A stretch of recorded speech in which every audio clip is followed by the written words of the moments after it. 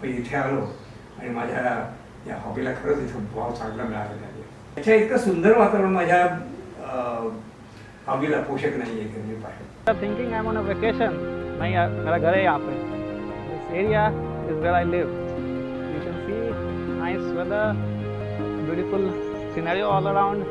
त्यामुळे असं वाटतं की माझं आयुष्याचे 10 वर्ष आणखी वाटतं.